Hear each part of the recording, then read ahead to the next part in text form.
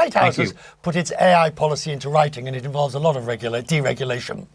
The President's due to speak at an AI summit at the White House in the next hour, and there's a 28-page action plan.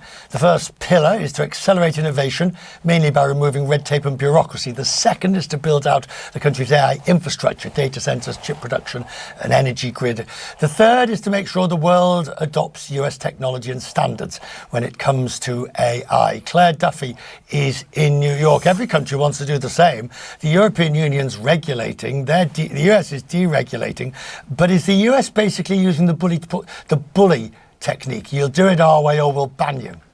Well, Richard, I've been looking through this document. This is 28 pages of 90-plus policy recommendations that I think on the whole Silicon Valley is going to be really happy about. Of course, many big tech companies provided advice and recommendations for this policy recommendation. But I think the big takeaway here is that there is this debate in the industry, in Washington, across the world, as you mentioned, about whether policymakers should be prioritizing AI safety or AI growth.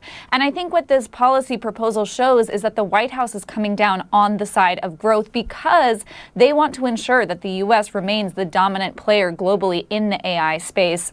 They don't want to over-regulate these tech companies. And so instead, they're trying to pull back red tape, make it easier for them to operate, make it easier for them to sell their technology to foreign allies. That is the White House's approach. And I think this is the clearest sign that we're getting of how he's thinking about this AI era, Richard. Does this inevitably put him on a collision course?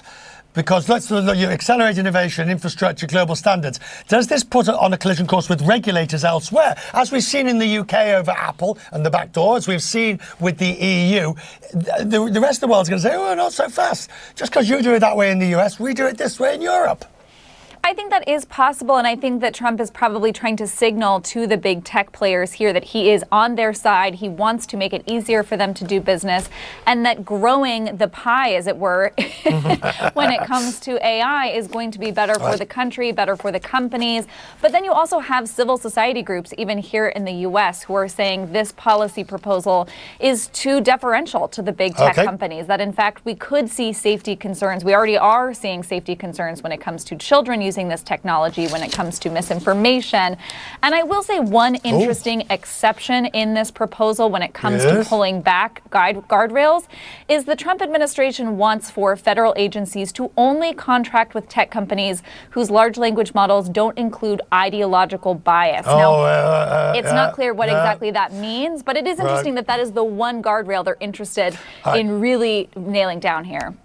I have choice time. You can have a piece of apple pie, or we're generous, you can have a Krispy Kreme donut. I'm coming over there to get a donut. I'll see you in a minute. You'll give the donut. All right, there we go.